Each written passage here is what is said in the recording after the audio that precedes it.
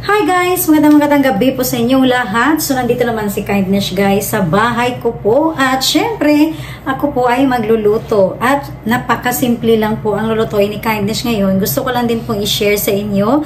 Ayan, so sa mga nandito po sa Japan guys, madalas po niluluto po namin ngayon dito sa Japan na halos mga mga ulam po, lutong Pinoy rin po. So this time is magluluto ako ng aking parang kaldereta. Ayan, so di ko po alam guys kung tama ba yung mga ingredients na gamitin ko. Basta gusto ko lang talagang kumain ng kaldereta na simple lang po ang aking ingredients. Ayan, so yun lang po yung alam ko.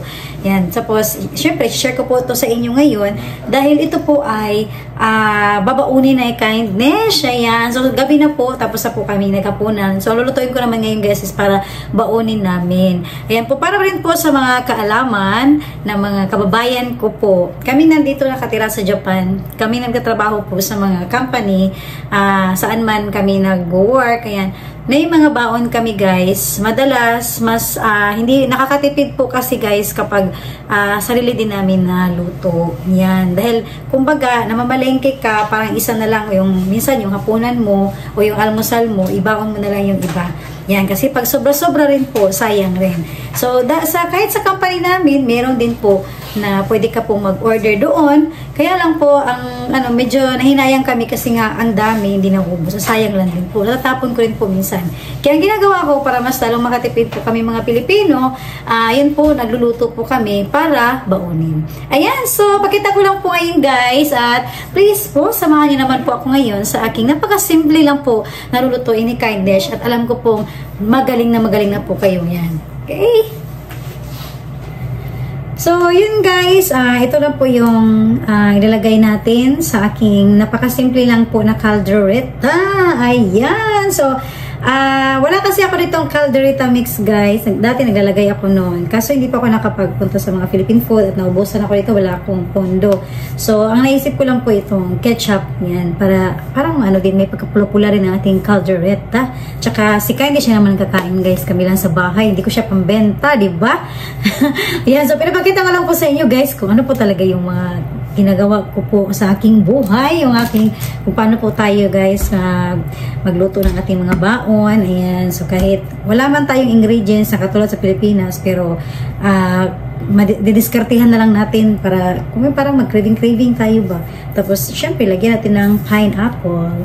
Ayan, so ito po ay ang dol. Ayan, so thank you dahil may pineapple pa rin tayo. Hahaluan ko to. Okay, at syempre, mag-slice muna tayo guys. Mga patatas at carrots. Ayan. So, ayan guys. Kunti lang po yung nilagay natin na karne guys. Ayan. So, dahil kunti lang din po kami sa bahay. Tapos, nilagyan pa natin ng carrots tsaka patatas. So, this time is, parang i-marinate ko siya guys sa lemon. Ayan, may lemon po si Kindness. Ayan po. So, in-slice ko na siya. Tapos, parang habang nag-slice tayo ng ating mga carrots, ayan po guys. Ayan. So kami lang naman po ang kakain guys. Malinis po ang kamay ni Kindness. Nagugas na po ako ng kamay kahapon. Ayan. Wow. Kumot kayong lemon guys. Pangpalasa kaayo siya. Ayan. So, pwede naman ito guys na kanina ko pa siya nilagyan ng lemon. Talagang i-marinate natin siya dahil mas masarap po. So, pero sa akin, since ngayon ko lang siya nilagay, pwede rin po. So, depende lang po sa atin. Okay? Tapos, ayan. Ayan. Diba? Sarap, guys. Oh. Okay. Wow. Humot kaayo ang lemon. Cleansing kaayo siya, guys. Ayan. Okay. Yan na po. So, konti lang yung ating karne. Yan. Tapos, syempre, i-mix lang natin mabuti guys yung ating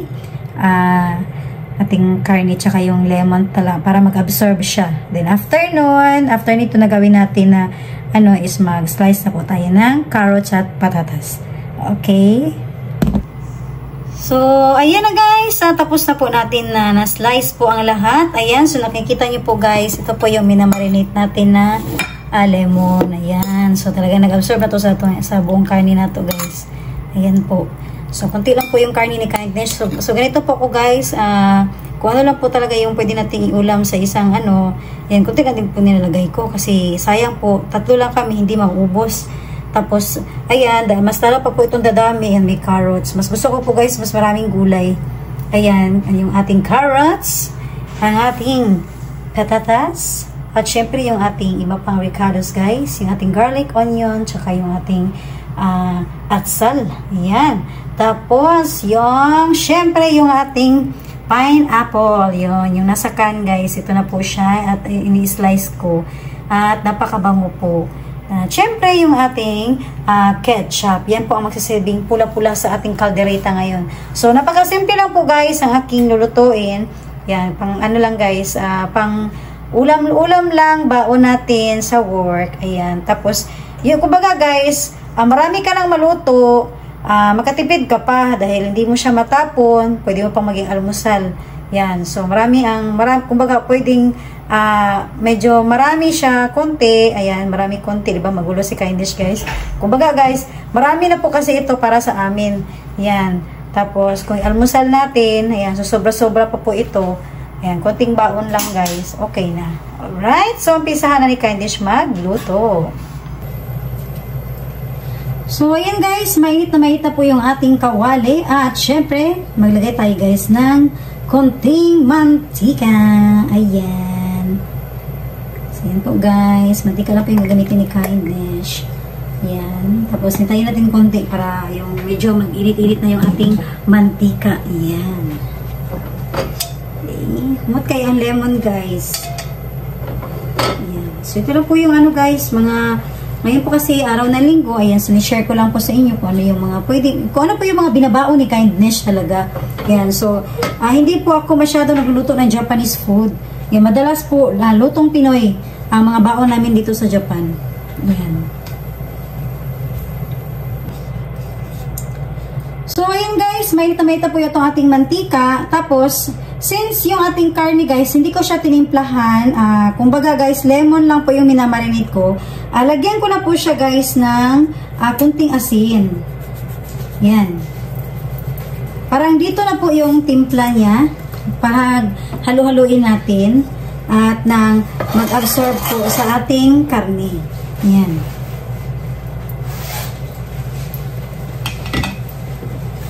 So yun guys, unahin po natin lutuin ng ating karne. Unahin, parang igisa natin siya una. Ano yung lemon guys? Ayan. So, may asin siya guys. Tapos, ang ating nilagay naman ngayon ay yung ating karne. So, hintayin natin to guys na maluto. Siyempre, unahin natin guys na maluto yung ating karne. Tsaka natin gisahin sa garlic at onion. Yan lang po ang mga pinagagawa ni Kindness guys kapag nagluluto ako. Simple-simple lang po talaga. Yan. So, habang naghihintay natin na maluto yung karne, yung asin naman na nilagay natin guys, mag-absorb na agad siya. Ayan. So, hindi ko po siya tinimplahan doon habang nagmamarinate tayo. Dito po na po siya nilagay yung ating asin. Okay.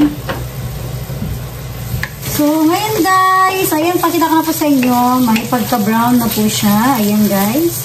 Siyempre, alam na natin na yung karne natin ay luto na po ito.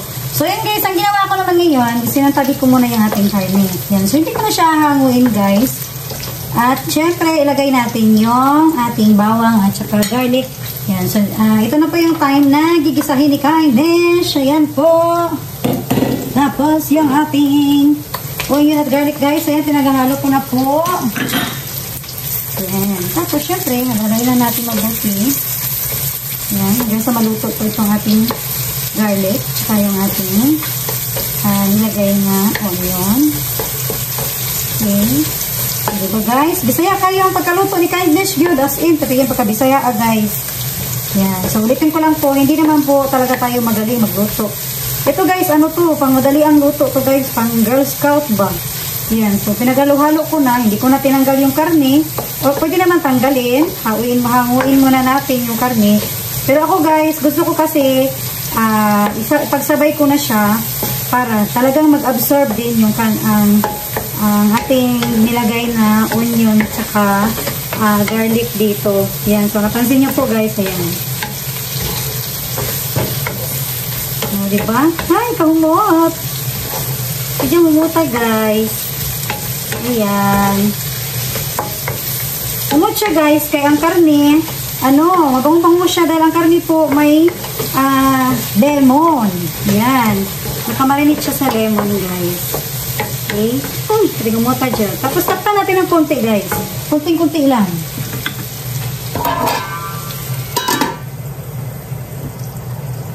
So, ayan guys. This time naman, una ko naman pong ilagay ngayon ay ang ating ketchup. Ayan. So, yung ketchup guys, nasa gitna ko lang po ilagay para mamaya is dire-diretso po natin parang lutuin ko lang konti ang ketchup. Ayan. Yes, bagong open pa talaga ni Kindness. Bago pa yung ating ketchup. Okay, tapos tamang-tama lang dahil hindi naman ito masyadong marami ang ating karne. Yan. Tapos parang timplahan ko ng konti guys. Yun, parang pwede naman asin, anong gusto nyo. Ito ay parang ano lang, yung parang paminta. Yan. Kung ano-ano lang guys, para-paraan lang po ang kaldereta ni Kindness. Ayan, tapos minimix kong mabuti. Yan, parang niluto ko muna yung ketchup sa apoy bago ko yan sila ipag-halo-halo. Ayan. So, diba guys? Ayan. Dami na kaayo. Alam niyo ba guys, parang amoy barbecue po siya. Ayan. O, diba pulang-pula? Ayan guys. Amoy barbecue na po yung ating yan halapitan ng konti. Ayan guys, oh. Parang amoy barbecue po yung ating kaldereta. Ayan guys. Tapos, syempre, unahin natin na ilagay nito guys, yung ating carrots na guys, para dahan-dahan na po silang maluto. Yan. Tapos, yung ating patatas. Yan po. Okay. Yan. Unahin natin yung ating patatas. Ayan, hanggang sa maluto po ito. Ayan, paghalo natin. Ayan guys, kaldereta na kayo siya. Uy. So, wala lang akong, wala tayong ibang ricados nito guys na panghalo. Dahil nga po, medyo kulang po tayo sa ingredients guys. Pero para sa akin, sapat na po ito kasi marami na po ito guys. Ayan. Tsaka si Kindness lang po ang nagbabaon. Yan, para sa akin, maraming na po talaga ito guys. Ayan. So, takpan natin ng konti, tapos isunod natin yung carrots. Okay. Karumot. So, ayan na guys. Medyo na, na yung ating patatas. At syempre, sunod na natin yung ating carrots. Mas lalong mapulang na pula. Ayan, o diba? Ay, palamian. Palami kayo guys. Palami kayo guys sa Kindness. Yan, tapos i-mix natin mabuti yung guys, para yung ketchup talaga is mag-absorb siya. Ayan. Okay. Angat kayo siya. Ayan guys. So, hintayin natin to guys na maluto yung maglambot yung ating patatas tsaka carrots. Ayan. Okay. Kunting-kunti pa guys. Kunti lang. So, ayan, may tubig si Kindness na nakahanda. Ito ay medyo maligamgam na tubig po ang ginamit ko po. So, depende na po sa inyo guys kung gusto nyo ng maraming sauce. Ayan. Dahil dito nga po guys, kahit mag-isa si Kindness, gusto dito maraming sabaw. Maraming sauce guys. Hindi siya sinabaw, pero gusto nila na marami talaga daw na sauce. Ayan, kung napansin nyo po. Ayan, so lalagyan ko na siya ng tubig na para maglambot na yung ating patatas tsaka carrots. Ayan. Tapos, this time is lagay ko na rin yung ating pineapple guys. Kasi gusto ko guys, yung lasa ng pineapple is mag-absorb din po siya. Ayan. Habang hinihintay natin na kumulo at maya-maya is timplahan din natin. Okay?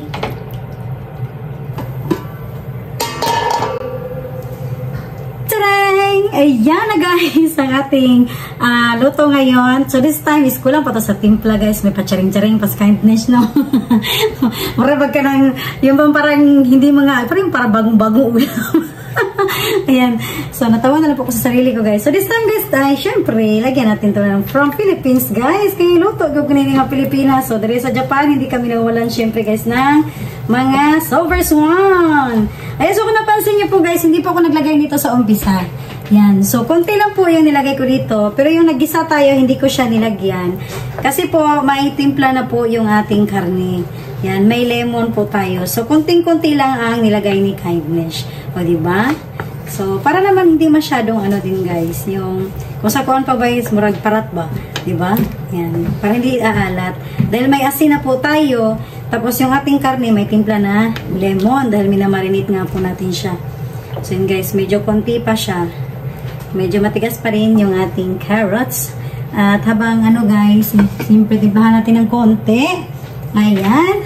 Siyempre, pag international, kahit saan ito, ang Ajinomoto. O, diba? Tapos, konting asin. Dahil naglagay tayo ng tubig, siyempre, lagyan natin ng asin. So, wag po mag-alala. Dahil, papantay po ang lasa nito guys. Dahil, may sugar tayo.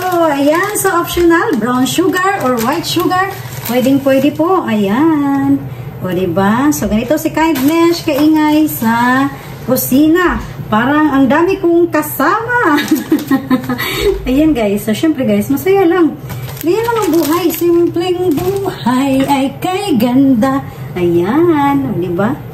So, masaya lang ako, guys, kasi nga, kapag nakakapagluto po si Kindness guys, alam mo yung ang gaan ang feeling ko dahil yung nakaka-proud po guys na luto natin talaga yung hinahanda natin.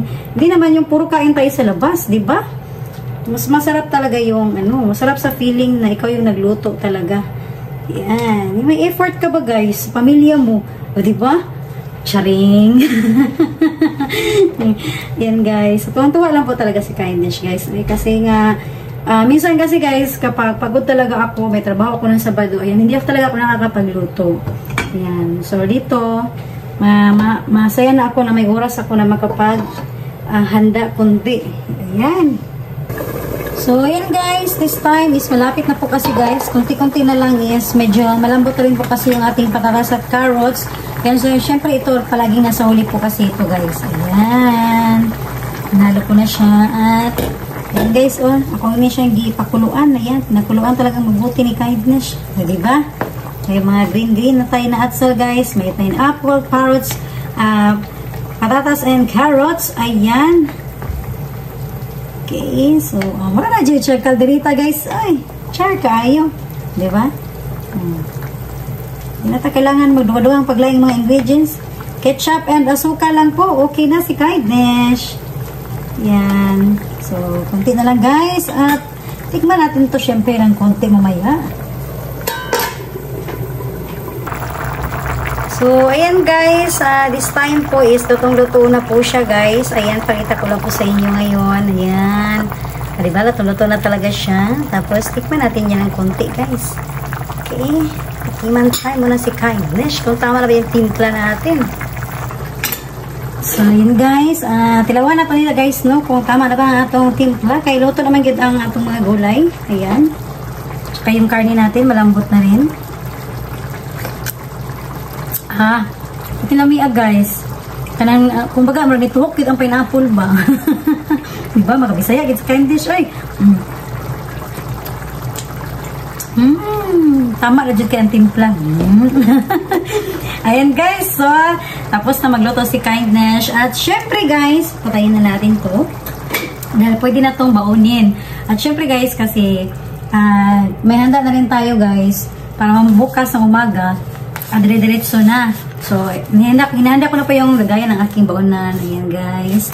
Ganito pa ako guys, tuwing Sunday ng gabi, nilalabas ko na siya, yung aking mga kailangan sa umaga, yung ating syempre ating toothpaste, saka toothbrush yan. So yung lagayan niya, para bukas ng umaga, hindi na ako marataranta. Diba? So, ganun lang ang style namin dito sa Japan, guys. Kumbaga, guys, palagi kang Girl Scout, be ready. Yan, huwag magsayang ng oras. Tapos, ito yung ating lagayan ng ating inumin. Yan po. So, yun po yung ating mga guys. Tapos yung, ayan, isa pa, nagpapa-alarm po ako. So, 4:50 AM yung alarm ko, pero almost 5 times or 6 times po tumutunog yung aking alarm. Kumbaga may 4:50, may 5 AM, may 5:05, may 5:10, gano'n. Tapos pinapatay ko lang siya. Tapos pag gusto ko pa matulog, patayin ko naman siya, ganun. Hanggang sa maano ko na parang wala nang tumutunog, saka na ako gigising. Ayan, ganun na si Kindness.